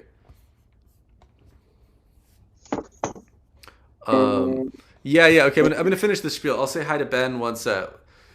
Hey Ben, I'm just in the middle of giving this speech here, so I'm gonna wrap this thing up, and then I'll say hi and welcome you to the conversation. As long as you can, I hope you can hear me right now. Okay, so anyways, we're talking about this descending phrase. Yeah. Okay. So basically, I'm hearing all of this as tension over this 5 chord, which is the C7. And so basically, yeah, you can just play chromatic stuff over the 5 chord. And basically, I just think of this sharp 4 over the 5 chord, right? Or sharp 11. As like that's resolving down. And then if we change how that lines up over the bar line, it looks like you're thinking. This would be so much easier if I just wrote it out on staff paper. Then we'd have like no questions about it. It'd be really straightforward. But basically we can think about this all as going over 5, and then this resolves back to 1, right? So the thing is that if we move this over the bar line just a little bit, and if this is our 2, right? This is our 2, or this is our 9. Hey Ben, I don't know if you heard. This is while you were connecting to audio. I'm finishing this explanation of a thing, and then I'll say hi to you, and we'll hear what you've been up to and stuff. Cool. All right. So the thing is that if we move this over the bar line, right, and we get to this note G after we move to the F chord, then in a way, this is really like 9, flat 9, 1, which is very strange stuff to play over a minor chord. The thing is, it basically works. And so this is one of those sophisticated things where like Grant Green was somebody who really knew harmony because he was like old school. Like he didn't go to Berkeley. Like he learned music by like really learning music instead of just like learning a bunch of chord scales. So what this really is in classical music would be called like a suspension. So it's like all this stuff that's tense over the 5 chord, but you're like dragging it to keep on playing as tension over the 1 chord until it resolves, which is like some pretty complex stuff. That's like, this is, so like just my explanation of that phrase that you just played is like bananas complicated, right? Because we're talking about all of these chord tones that are borrowing from all of these different modes that you can play over a 5 chord and then dragging some of those over the 1 chord. And so anyway, that's a really cool technique, and you can totally play that with people and they'll be like, whoa. But my question, as far as just training your ears and singing chord tones leading to each other, is like, were you hearing it that way? Or were you it's just an effective thing that you just like playing because you maybe heard it on a record somewhere, you know? Wait, Oh yeah. So like when you're hearing it, like this question's kind of rhetorical, but like when you're playing that crazy phrase, right? Were you hearing it as like, oh, it's these notes resolving, but then I'm going to keep this descending tension going over the one chord? Like, was that like, were you thinking in that way? Or were you thinking about it as just like a cool sound? honestly, I just heard. Yeah. Okay, cool. So, okay, so to wrap this kind of spiel up, it's really great that you heard it, and you want to like. I strongly recommend just keeping in touch with that spirit in your playing, um, because that's artistry. And like when I went to jazz school, the people who had that relationship to jazz, where they were hearing it and they were excited about the sounds, are the people who kept playing jazz, and the people who were just following the rules often didn't wind up continuing to play jazz. So it's awesome that you're in touch with that. I think as far as singing goes, try singing chord tones a lot. Try improvising phrases where you're just singing chord tones to lean between chords. Because like the things that you're hearing that are really crazy, they're like way up here in complexity. But if you can just start, if you can just get singing chord tones and stuff and just lead things around and build that foundation, then you're gonna have more and more freedom to work with those more advanced things. Does that make sense? All right, so basically, I have to do the thing you told me to do, where I have to sing arpeggios, and I have to sing one to four, one to five, and EBC. Yeah, singing arpeggios is great. And then once you can start improvising, singing arpeggios, that would be great. Like for example, you know,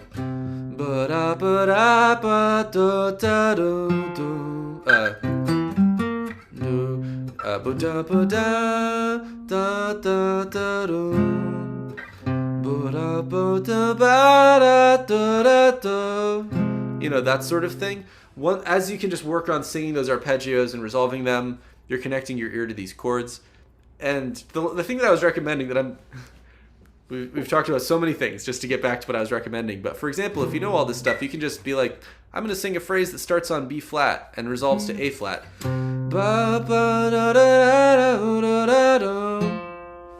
You know? And so you can just start to explore smaller bits of melody. And that's like what somebody like Miles is thinking about when he's playing over some tune. There are all these chords and he plays like three notes, but they're all perfect. It's because he really knows the harmony, he can sing over it, and he can sing over them. So he can play those three notes that outline all of the harmony in a super sophisticated way, but it's only like three notes. I might I might be going way too deep into the sauce right now. I really want to make sure that you follow, but do you You saying how many that? one more time? I think I understand you think. Okay. I want to check in with Ben here, but I'm super down to talk more about this in the future. Basically, in summary, singing like chord tones, singing arpeggios, and then like singing arpeggios from one chord into the next chord is going to be super helpful. And as you do that, well, okay, the next thing, how it connects to Miles Davis, we can talk about it another time.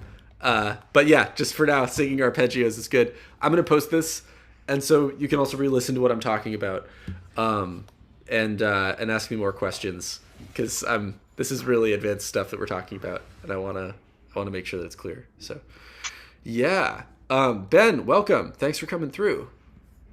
Can you hear me? I Is this can. working? Yeah. Okay. I'm not super familiar with Zoom, so Oh yeah, it's all good. trying to make sure it's set up right and everything. I figured I had a few minutes left. Figured I'd pop on here, see what y'all are talking about. Sounds like y'all are talking about some pretty deep stuff. Yeah, Kirsten and Hiroki are both pretty into jazz stuff, kind of in maybe kind of different Oh man. ways. But yeah, so we got into some really deep stuff around harmony and chords and stuff. But Yeah, it's my head was super. spinning a little bit listening. Yeah, that's all good though. What have you been up to? How's guitar stuff going for you? um, Kind of the same old. Just trying to pick it up when I can. Which opportunity is rare. Been working on a little bit of note memorization, Still trying to, kind of memorize where all the notes are on the board anyway. Been playing along, improvising with a bunch of backing tracks, Nice. having fun doing that. Um, trying to get to where I don't have to think about it as much. You were actually talking in one of your videos how you can kind of hear when people are kind of trying to think about what they're going to play next, and they have like a little pause, Oh little yeah, yeah, yeah. pause. I think that was in Oh yeah, one of the ones that I've been uploading recently, right? yeah, yeah, yeah, yeah, Oh yeah. yeah, thanks for checking those out. No, we're talking about A major scale, Yeah. pretty deep. Yeah. I can But definitely say more about that if you're curious, but yeah, do you have any in particular like questions or things you're running into in your playing that you're trying to figure out? I not can, really. yeah, I'll yeah. I'll be honest with you. My playing has mainly been consistent lately of just kind of playing and Yeah, not yeah. really a bunch of focused practice. Yeah. Um, so I've just been kind of having fun with that a little bit. Um, I've been trying to kind of see or find arpeggios out of like triad shapes and inversions and Cool. different scale shapes and kind of just see how everything connect all the dots basically Yeah, yeah. because I'm getting stuff here and I'm getting stuff here and I'm getting stuff here and it's kind of like a bunch of little dots out everywhere and I'm trying to connect the dots. I don't know if that makes any Oh, sense or if totally. that Yeah, sounds yeah. crazy, but that's kind of where I'm at. Yeah. Yeah. That's yeah. Well, quick maybe context for what you're saying. I think something that so many guitarists go through. I'd love to put up some more stuff that I was talking about with my student Daniel, who's I think he's one of the people. I think he's the person that I was talking to in the clip that I think you saw about thinking while you're playing. So much of what we're talking about is like, um, just like yeah, like having all of these. Wow, it is so loud outside my apartment right now. It's crazy. I don't know if you can I hear hear it. that. Yeah, I'm gonna turn off my live performance audio. Yeah, so much what we're doing, the guitar is all these points and stuff. Like all the muscle memory stuff has to do just memorizing all these points, and then when you go to the next chord, the points that you're trying to play change. And so that's like one big part of learning guitar is just like working through that stuff. I think there are really efficient ways to do it, and I think there are ways to do it that can get really confusing. And then I guess the other part of it is the sounds and knowing the sounds and stuff. But I'm just trying to think about a way that I can kind of give some quick stuff that's going to be helpful when you're talking about learning. You're saying like learning notes, like just kind of basic question, but are you good on like learning note names and stuff on the fretboard? So I can a little bit. I can find it, but I Right. don't know. Like I know my sixth and my fifth string and all that. Oh yeah, yeah. Do You you want know, some tips that I've helped some people get this stuff like really it's kind quickly? of like if I play this, right? Okay, so I know that that's a D, Yeah. but I kind of had to octave it out and think about it for a little bit, Oh yeah. a second. Yeah, yeah. Yeah, so I've been thinking about this because when I first started teaching, I was like, and people were asking me how I knew note names. I would just kind of be like, oh, well, I just kind of would be like, oh, well, that's an octave. And so then I just kind of, over time, that would stick more, which is not a great answer for a teacher to have. So I've started to like really work out how to do this like a lot more quickly, just like memorizing note names. And actually, I have this one student, he's like a kid, he's like super smart, which it makes him super fun to work with, but we were able to get through this in like a week. Like he just or like maybe like 2 weeks, but a lot of the work was done in like 1 week. And so basically what you can do is just quiz yourself. So you can say like for 20, and I'm really big into like timers, just being like, I'm going to work on this for like 20 minutes. But what you can do is be like, okay, for 20 minutes, I'm just going to work on memorizing note names on the D string. Mhm. And so what you can do is divide things up by regions of the fretboard. So you can say first 5 frets. You're like, all right, you can first walk up chromatically and be like, okay, D, E flat, E, F sharp, G. And so Mhm. those are your only options. And then you just play a note and you're like, what's that one again? E flat. What's this one again? F. What's this one? E. And at first, you might have to think about it a little bit, but it's only 5 options. And so within 5 minutes, it's going to be like mind-numbingly easy. Like, and then the thing is that once you've been through that, it will stick. And even if it doesn't 100% stick, you can do that with just those 5 frets again the next day and it'll stick a little bit more. And if you do that for a few days, you'll just have it ongoing. So then what you can do, is like not only do the first 5 frets, but then you can also do frets, 6 through 12. And you just do the same thing where you play up through them and you say the names of the notes once. And then you can just go like, oh, what is that? And you think about it for a second. You're like, C, A. And then again, maybe you work on it for like 5 minutes, 10 minutes one day, and you come back to it the next day and you're like, oh, I don't remember this as well as I wanted to. But then if you just do it again, you think about it more, you basically just like reinforce, all the neural connections between you playing this fret and knowing that it's the note B. And as you go through that process kind of circularly, it'll click more and more. Yeah. And so basically just by doing that within, with just like 20 minutes a day or something, you can cover a lot of ground pretty quickly. Also, if you want it, working on this drives people a little bit crazy because it's just like rote memorization. But like if you wanted to just like knock it out in like a weekend and you're just working on the top 4 strings, then like for one thing, the high E string's the same as the low E strings. Right. You've already got that. So you're really just working on 3 strings. What you can do is work on each string for 20 minutes, and then you have an hour-long practice session where you're literally just saying note names, which is like it's going to kind of suck, but if you do that for like 3 days, you'll probably pretty much have it. So That actually sounds like a really good technique and a really smart Yeah. way to go about it. Thanks. Yeah, it's really funny. I just like, as I was working with students on this, I was like, I just need how can we just solve this problem quickly, even if it's really silly? So, yeah. That's some stuff. Okay, so yeah, I haven't heard from Hiroki in a little bit. How are you? How are you doing? Do you have any questions or how are you feeling? Nothing on the right now, but Word. Okay. yeah. Yeah, just checking in. Cool.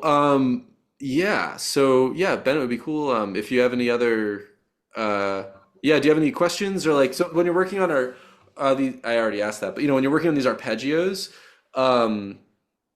like what chords are you playing over? Are you just trying to learn a ton of arpeggios or are you working on like a specific song or like a specific solo? Well, not necessarily. So I've been trying to get down you triad inversions a lot.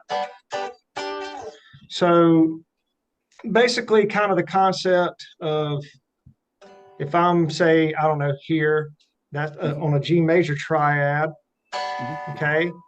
And also know, a little, I guess, major pentatonic type deal goes right there. And can also find a major arpeggio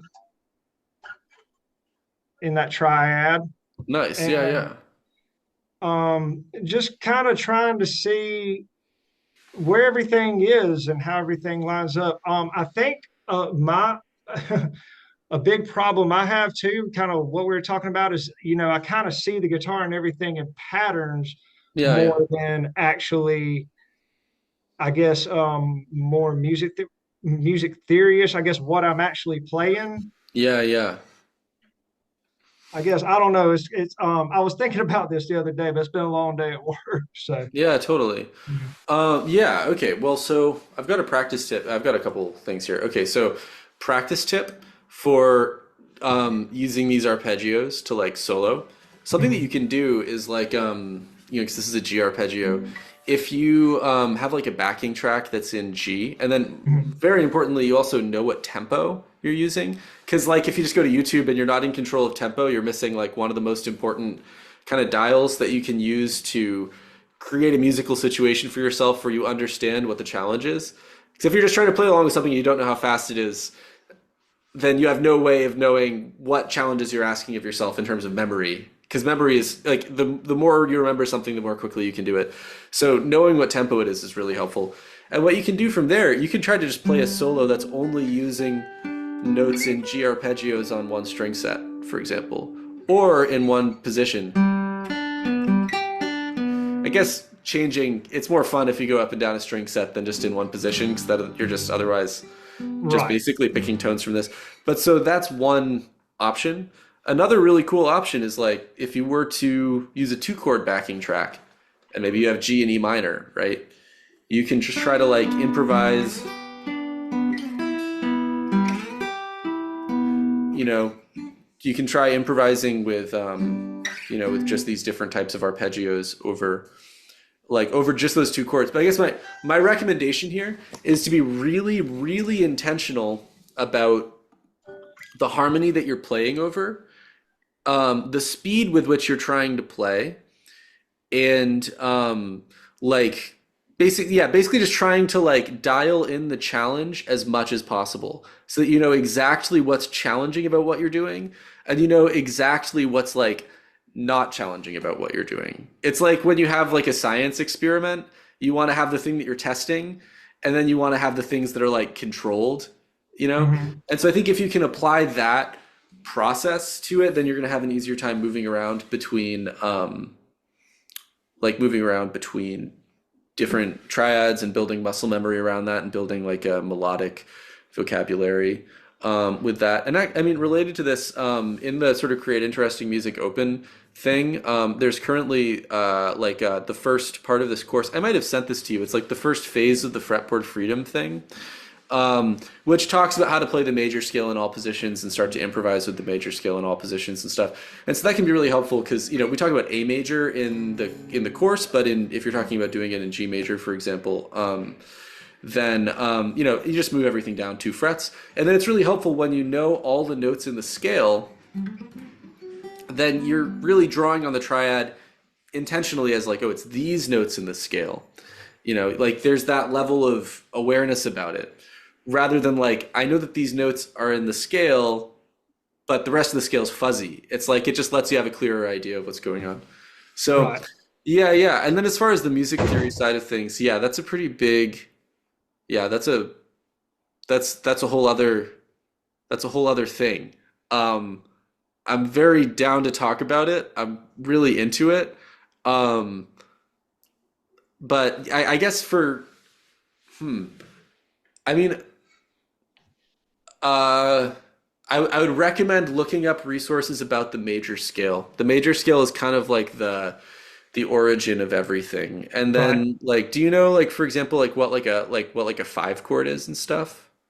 Yeah. So a 5 chord would be a power chord, right? Oh, okay, yeah. So Oh, no, no, no, no, no, no. You're talking about degrees. I'm sorry. I'm yeah, sorry. You're totally. talking Okay, about yeah. degrees. Yeah. Sorry. Yeah, so that'd be your fifth interval in the scale, right? Or am I Yeah, wrong? exactly. Yeah, Yeah. no, it's your okay, yes, it's the fifth interval in the scale. Do you know what the triad is that you get from the fifth note in the scale? Um, no, I don't think so. It's all good. This is a low pressure environment. Uh-huh. Okay, so okay, so you're working on triads. Do you know what a triad is like in theory? Yeah, it's just a root, and a third, and a fifth would be a major. Basically, it's a chord made up of three notes, right? Yeah, totally. Okay, so So, then if we're talking about the five, okay, so we're going to find the triad built off of the fifth chord in the scale. Then we've okay. got like let's say that we're in the key of C major, right?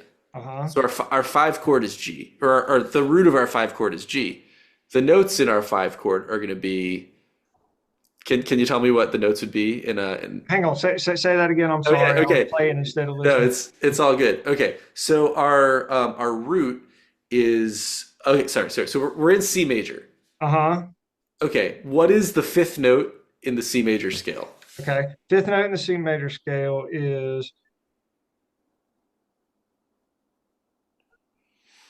hang on, G A? Oh wait, you said G, so it's G. G. Okay. Yeah.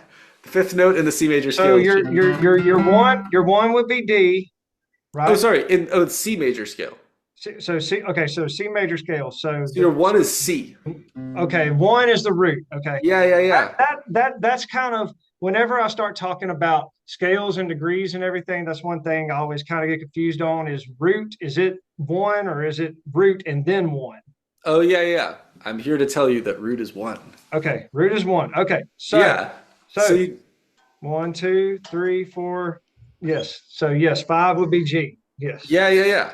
Okay, so 1, 2, 3, 4, 5, right? Okay, so then basically, if we're talking about finding 3 and 5 from the note G, then basically we're just going to find the note that is a third above G, which just means we count 1, 2, 3, where one is G, right? Okay. So yeah, you talk. I'm sorry, I didn't mean to cut you off. Just finding the third and the fifth interval, the major third and the fifth Yeah, yeah, of the of note G. G. Okay. Yeah, Okay.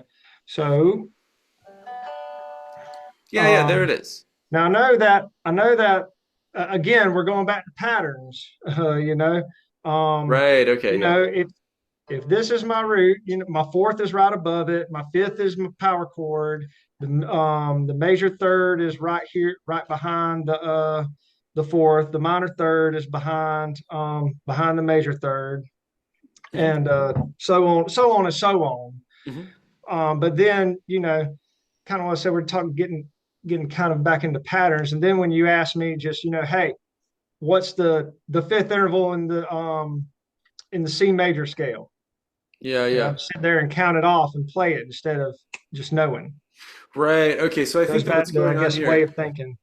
Yeah, yeah. This is something that I've been talking about with Kirsten a little bit, which is that when you have like notes in the C major, or okay, no. So guitarists, there are kind of these different levels of learning guitar and being aware about the guitar, and then being aware about music and having music be a thing that like passes through the instrument.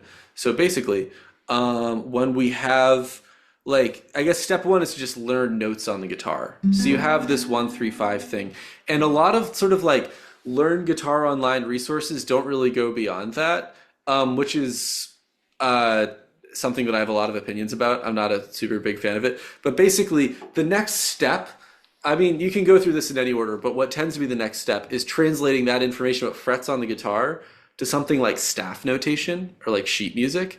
Hmm. And people get overwhelmed by staff notation and sheet music because reading it on the guitar is like awful. Like I hate sight reading. And like that's and like I've made scores. Like I've written scores for other people that were like 50 pages long and one went on for like 43 minutes, these gigantic scores. And I can write it and I can think through it, but I just hate reading sight reading on guitar because it's just so like you can play one note in like 6 places and so it's just like not very enjoyable.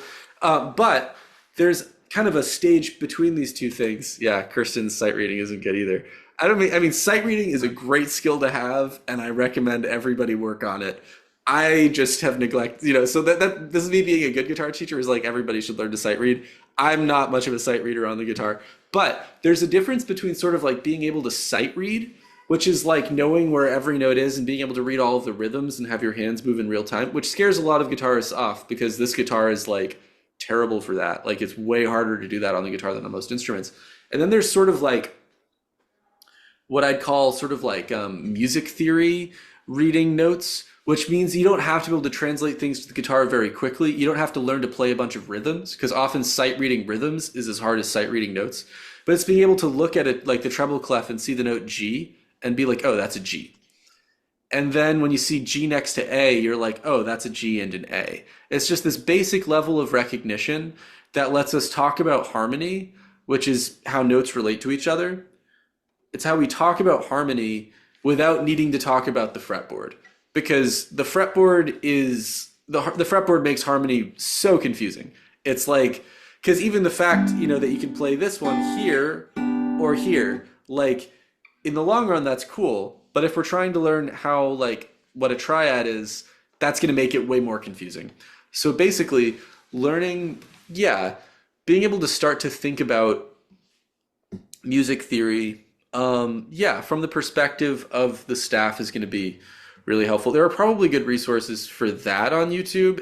I don't know the music theory YouTube thing that well, but basically, my biggest tip that I'll give to you Hmm. is just that I can communicate very quickly is if you can also if you have like a keyboard or anything, this is so Hmm. straight. Okay, yeah, this is way more straightforward on a This is keyboard. linear. Yeah, it's like learning Right. this on a guitar is horrible. Learning this Right. on a keyboard is like no problem at all. Okay, so I have a keyboard ready to go because I was doing some other keyboard stuff earlier today. All right, so basically I'm just switching, I'm showing Ableton because I have like a MIDI keyboard that's set up here. Mhm. And it's going to be, we're looking at my hands backwards here, but okay, so this is C. And getting triads on a keyboard is like so straightforward. You just play a note and then you skip a note and then you play the next one. Right. And then you skip a note and then you play the next one, right? Right. So that's our C triad. I'm going to move this down an octave just so that I won't run out of keys here. Actually, what I can do is I can just press that.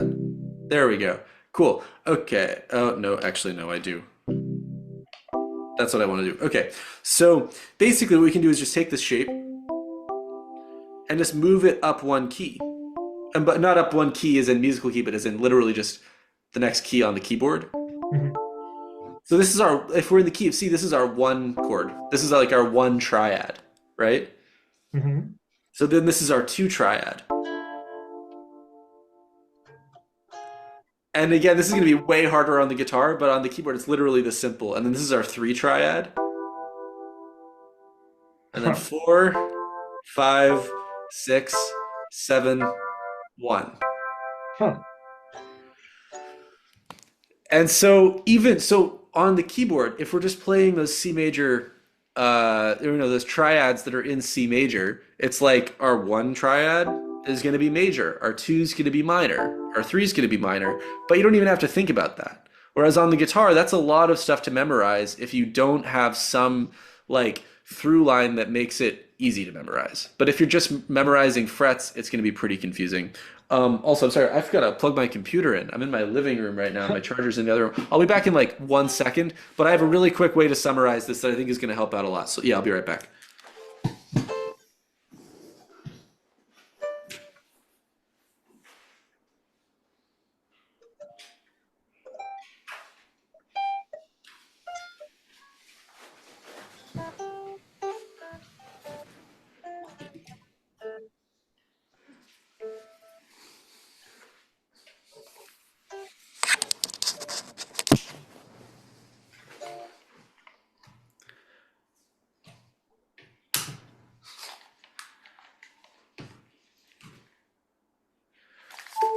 All right, I'm new to this apartment and I'm still figuring out which power outlets work.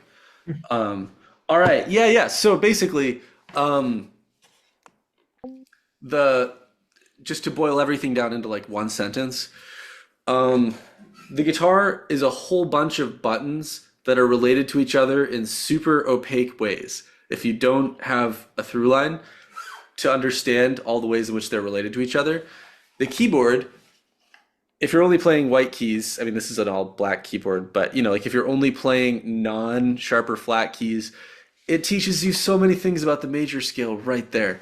So basically, if you just practice these and you know that, if you play C, E, G, on the keyboard, that's your one chord. Here's your two chord. Here's your three chord, five chord, six chord, seven chord. No, six. Sorry, I skipped one. Anyway, there are your triads.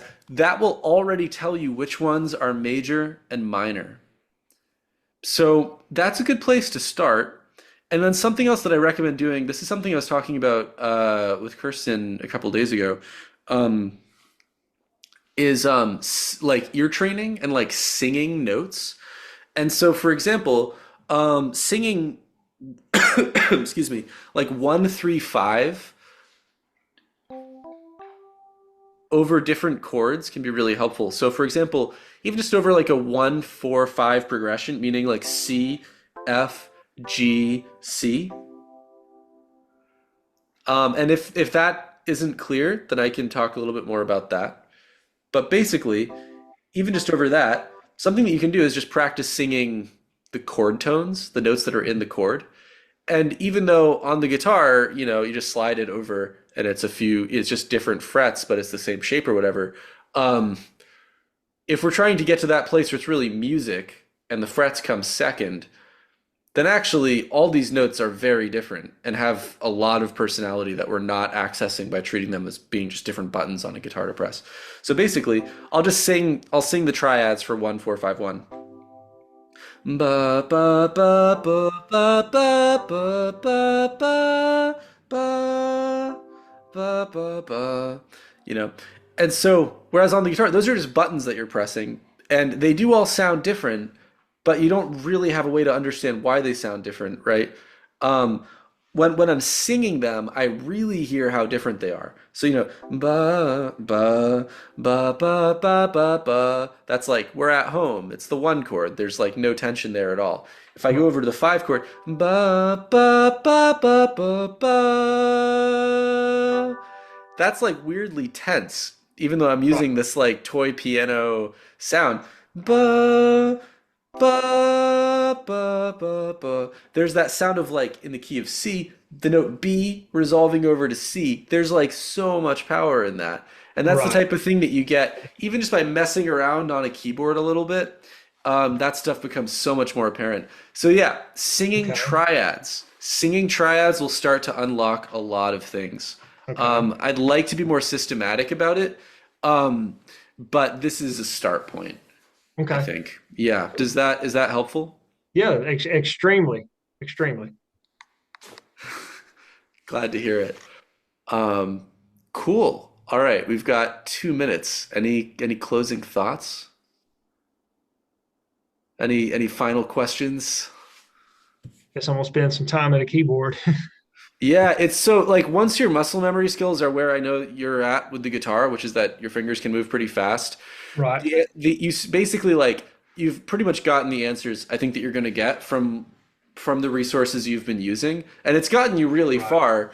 And but like if you have this one thing that's like super highly developed, and then there are these other fundamentals that are lacking, it could be the case that Right. spending a week working on those fundamentals will help you develop your guitar playing more than like another year of practicing the same things, or maybe not a year, but another 6 months. That's 100% where I'm at.